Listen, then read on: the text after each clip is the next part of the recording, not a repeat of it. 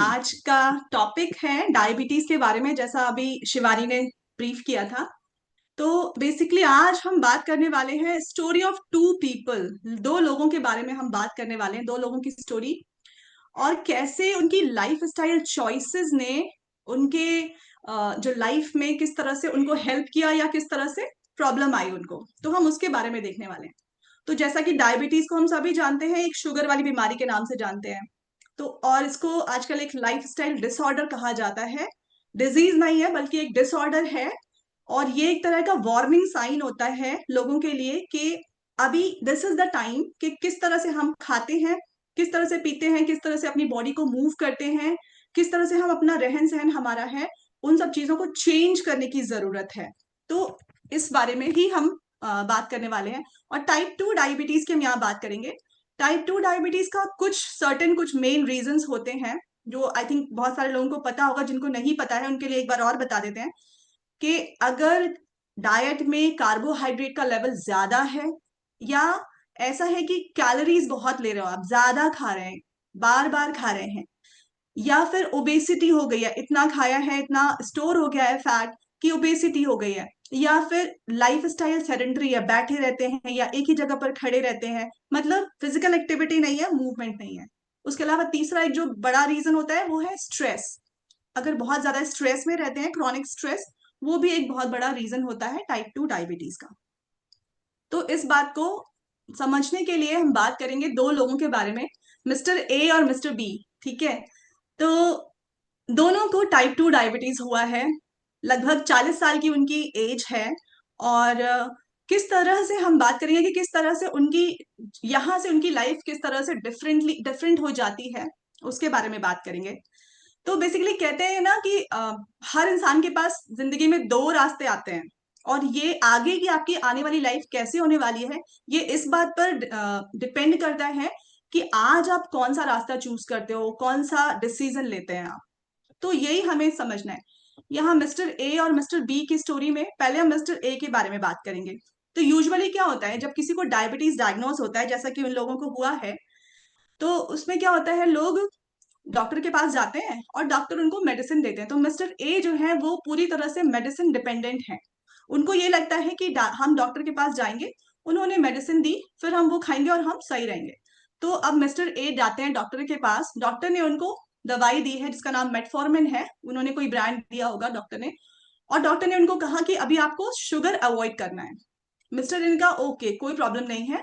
अभी आजकल तो बाजार में बहुत सारी शुगर फ्री टैबलेट्स आती हैं, तो कोई प्रॉब्लम नहीं है, मैं हर चीज में चाय अगर मुझे पीनी है तो मैं शुगर फ्री डाल लूंगा, या मुझे कुछ और खाना है, खीर खानी है, तो मैं उसमें शुगर फ्री डाल दूंगा, और मेरी लाइफ तो नॉर्मल चलती रहेगी। उन्होंने ऐसा ही सोचा और वो ऐसे ही करते रहे अपनी लाइफ के साथ में। जब भी त्योहार आते थे तो वो आराम से स्वीट्स खाते थे, ये सोच के कि उसमें तो शुगर फ्री है, कोई प्रॉब्लम नहीं है। वो फ्राइड चीजें भी खाते रहे। उन्होंने व्हाइट कार्ब, जो हम कहते हैं मैदे को सबसे ज्यादा अवॉइड करने के लिए, वो भी वो खाते रहे, बिस्किट्स खाया उन्होंने। और चाय पी रहे हैं वो शुगर फ्री डाल डाल के, उनको लगता था कि उन्होंने शुगर फ्री लिया है तो अभी वो किसी तरह के खतरे से दूर है, और वो दवाई तो खा ही रहे हैं। तो उनको लगता था कि वो पूरी तरह से, वो बिल्कुल बहुत अच्छे तरीके से रेगुलर वो दवाइयां लेते रहे अपनी। उनको ये सोचकर कि अब मैं दवाई ले रहा हूं जब तक, तब तक मेरी शुगर जो है वो रिपोर्ट में मेरे नॉर्मल आ रही है, तो मेरी बॉडी बिल्कुल सही है। अभी अंडरस्टैंड करते हैं कि एक्चुअल में उनकी बॉडी के अंदर क्या हो रहा होगा। उनको तो लग रहा है उनकी रिपोर्ट में सही आ रही है, बट अब एक्चुअल में उनकी बॉडी के अंदर क्या हो रहा होगा, इसके बारे में बात करते हैं। होता क्या है, जो लोग मेडिसिन ले रहे होते हैं, तो मेडिसिन क्या काम करती है कि वो ग्लूकोज लेवल को ठीक रखने के लिए, ब्लड के अंदर ग्लूकोज लेवल को ठीक रखने के लिए, वो बॉडी की सेल्स को ऐसे पुश कर दिया, उनको फोर्स कर दिया, पैंक्रियास को फोर्स कर दिया कि वो ज्यादा इंसुलिन रिलीज करे। सेल्स को फोर्स कर, मतलब बेसिकली बॉडी, क्योंकि मेडिसिन जो है वो रूट कॉज के ऊपर काम नहीं करती है, तो मेडिसिन का काम ये है कि वो हमारी बॉडी को फोर्स कर रही होती है ग्लूकोज को रेगुलेट करने के लिए, ग्लूकोज लेवल को।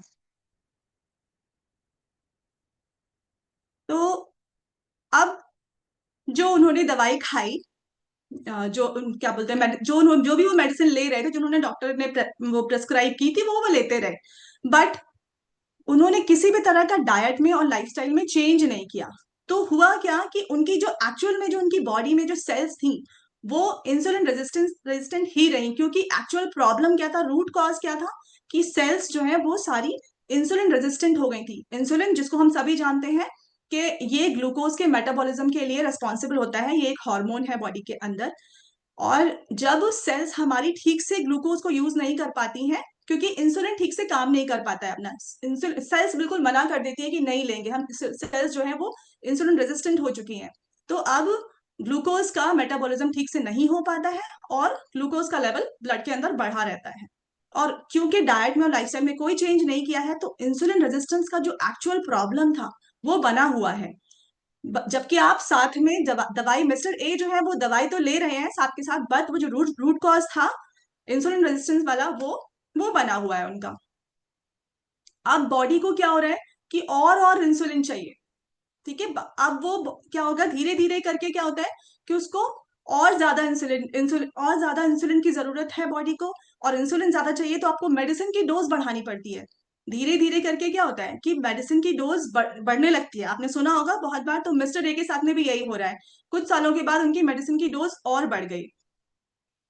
तो इन शॉर्ट हुआ क्या कि मेडिसिन ने उनका, मिस्टर ए के जो शुगर का नंबर है वो तो ठीक रखा, बट एक्चुअल में जो रूट कॉज थी वो तो वहीं की वहीं रही, जो कि इंसुलिन रेजिस्टेंस है।